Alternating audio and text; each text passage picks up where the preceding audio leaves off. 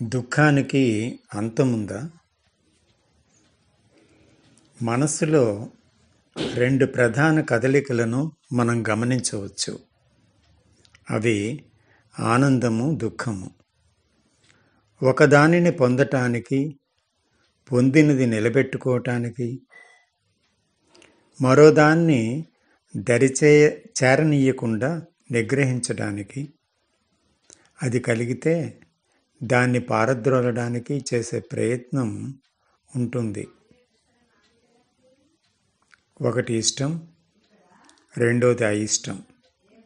ఈ ద్వంద్వ స్థితి ఉన్నంతకాలం సంఘర్షణ తప్పదు. దీనిలో ప్రయత్నం, ప్రయాస, ఆశ, నిరాశ, నిస్పృహ, ఆశాభంగం, గత భవిష్యత్ ఆలోచనలతో కూడిన ప్రస్తుతం ఉండే తీరుతాయి. ఆలోచన యొక్క ఈ ఎడతెగని కదలికలో ఆలోచించేవాడు ఉన్నాడు. అతనే నేను. నేను, నాది, నా ఇష్టం, నా అయిష్టం, నా ఆనందం, నా దుఃఖం, నా కష్టం, నా అదృష్టం, నా దురదృష్టం అంటూ ఇలా ఎన్నో విధాలుగా తనలో తానే ఎడతెగని అవిశ్రాంతితో, గందరగోళంతో కొనసాగుతున్నాడు. ఇటువంటి జీవితం అశాంతిమయం. అంతేకాక అది తనలో తనకు సంబంధించిన విషయం మాత్రమే కాదు, అది తన చుట్టూ ఉన్నవారిని కూడా బాధిస్తుంది. అలాగే చుట్టూ ఉన్నవారు కూడా ఈ స్థితిలో కొనసాగుతున్నారు కనుక వారు కూడా తనను బాధ పెడతారు. ఇలా తన్ను తాను బాధకి గురి చేసుకుంటూ ఇతరులను తనకు తెలిసి కానీ తెలియక కానీ బాధకి గురి చేస్తూ ప్రతి ఒక్కరూ పరస్పరం బాధలో, దుఃఖములో, అశాంతిలో జీవిస్తున్నారు.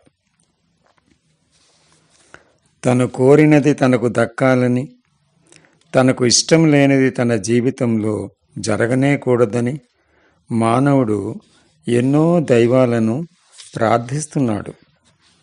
హోమాలు, జపాలు, యాగాలు, మొక్కుబడులు మొదలైనవి చేసుకుంటూ పుణ్యక్షేత్ర దర్శనం చేస్తూ ఎందరో గురువులను ఆశ్రయిస్తూ జ్యోతిష్యులను సంప్రదిస్తూ విఫలయత్నం చేస్తుంటారు. జీవితంలో తనకు తానుగా తెచ్చుకున్న ఈ క్షోభను భరించలేక మానసిక రుగ్మతలకు లోనై మానసిక వైద్యులను ఆశ్రయిస్తుంటారు. చివరకు మరికొందరు ఆత్మహత్యా యత్నాలు చేస్తుంటారు. ఈ పరిస్థితి నుండి విముక్తి లేదా? దీనికి పరిష్కారమే లేదా? విచిత్రం ఏమిటంటే ఈ పరిస్థితిని లోతుగా మనము చూడటం లేదు. అందుకే దీనికి సమూల పరిష్కారం ఉందా అని ఎప్పుడూ మనం ప్రశ్నించుకోలేదు. సరిపెట్టుకుంటూ, సమర్థించుకుంటూ ఎన్నో ఉపశమన మార్గాల ద్వారా ఈ ప్రధాన సమస్య నుండి పారిపోతున్నాం. ఈ పలాయనమే పరిష్కారంగా భావిస్తూ అందులోనే కొనసాగుతున్నాం. కానీ సత్యమేమిటంటే మనం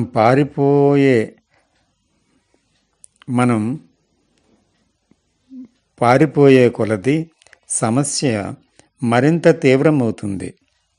అయితే పరిష్కారం ఎలా? ఈ సమస్యను సృష్టించిన మనస్సు తప్పకుండా పరిష్కారాన్ని కనుగొనలేదు. ముఖ్యంగా గమనించవలసింది, దర్శించవలసినది ఏమిటంటే ఆనందం కోసం పడే ప్రాకులాట అంతా దుఃఖంలోనికే దారి తీస్తుంది. అందువలన ఉన్నది దుఃఖం మాత్రమే. నేనులో కొనసాగుతున్న అపరిష్కృతంగా ఉన్న సమస్యను నేను పరిష్కరించలేదు. ఎందుకంటే నేనే దుఃఖము గనుక. ఆలోచన దుఃఖాన్ని కలుగచేయగలదు, కానీ దాన్ని సమూలంగా శాశ్వతంగా పరిష్కరించలేదు. అది అవగాహనతోనే సాధ్యం. తనపై తనకు, తన గురించి తనకు పూర్తి అవగాహన కలిగినదే పరిష్కారం లేదు. దీని నుండి విమోచన కలుగదు. మరి ఆ అవగాహన తనకున్న జ్ఞానంతో కాదు, తనకు తెలిసిన పరిధిలోనిది ఎంతమాత్రమూ కాదు. నేను ఉన్నంతకాలం దుఃఖము నుండి సంఘర్షణ ఉంది, ద్వంద్వాలు ఉన్నాయి. నేనుతో నేనును లేకుండా చేయటం వీలు కాదు. నేనులో ఉన్నది నాకు తెలిసిన జ్ఞానమే కదా. ఈ జ్ఞానమే కదా నేను యొక్క సారాంశము. దాని నుండి బహిర్గతమైనదే కదా ఈ ఆలోచన, అనుభవాలు. ఆలోచనలతో కదా నేను నిర్మించబడింది. అంటే నేను ఆలోచన కంటే భిన్నంగా లేను కదా. అది అనుభవాల యొక్క, జ్ఞాపకాల యొక్క సమూహమే. మరి ఈ నేనుతో కాకుండా నేను లేని స్థితిలో ఎలా అవగాహన చేసుకోవటం? అది ఎలా అంటే ఏ విధంగా అని ప్రశ్నిస్తే దీనికి ఒక పద్ధతి, ఒక విధానం, ఒక సాధన లేదనే చెప్పాలి. ఇవన్నీ తిరిగి మనస్సు ప్రతిపాదించినవే. కాబట్టి ఇవన్నిటి వల్ల ప్రయోజనం లేదు. అయితే నేను యొక్క అంతం అంటే ఏమిటి? నేను లేకుండా నేను గురించి, నేనుపై కలిగే అవగాహన ఏమిటి? ఇప్పుడు మనం చూసిన రెండు ప్రధాన కదలికలు అయిన ఆనందం, దుఃఖం, దుఃఖస్వరూపమే. ఆలోచన యొక్క ప్రతి కదలిక ఆలోచించేవాడు అయిన నేను నుండే పుడుతున్నాయి, కొనసాగుతున్నాయి, పోషింపబడుతున్నాయి.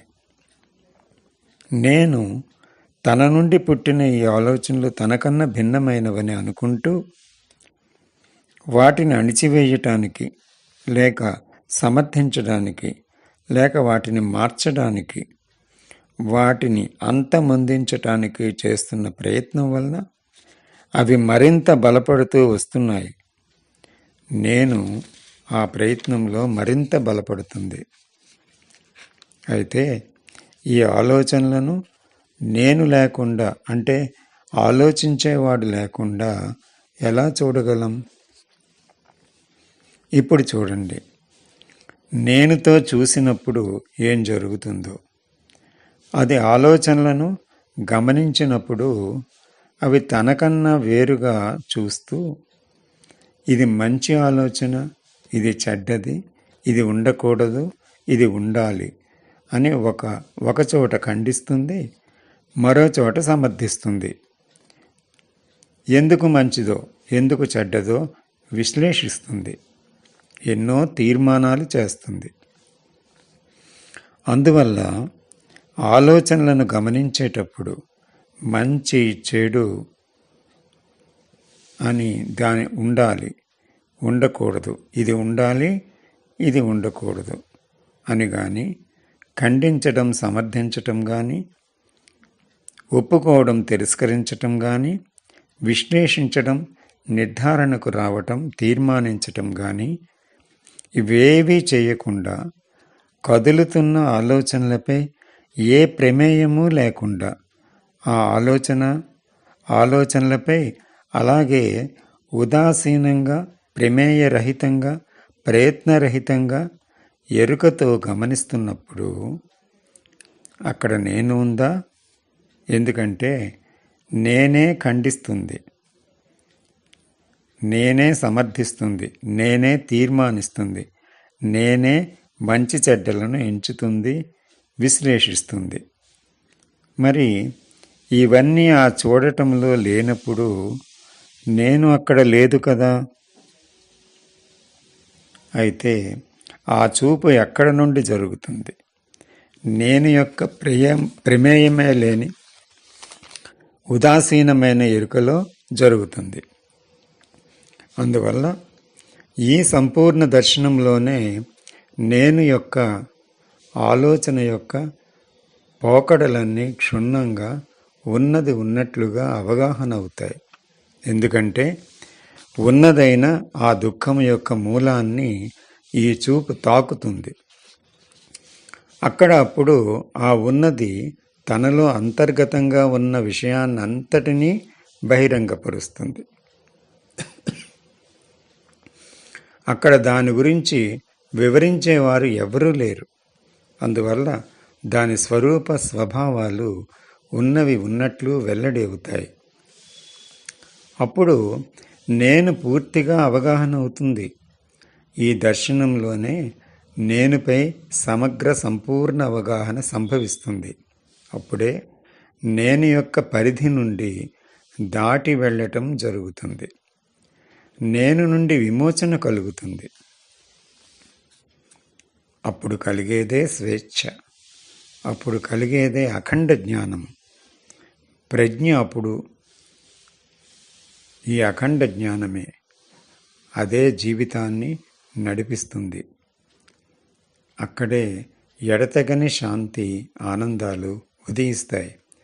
అప్పుడు కలిగిన ప్రశాంత గంభీర నిశ్శబ్దములోనే అపరిమితమైనదేదో, కాలాతీతమైనదేదో, ఆలోచన మాట అందుకోలేనిదేదో, మనస్సుకు తెలియనిదేదో, నిజంగా పవిత్రమైనదేదో, ఆ కారణరహితమైన ప్రేమ, కరుణ, ఆనందాలు ఆవిష్కృతమవుతాయి. ఇదే దుఃఖానికి అంతం.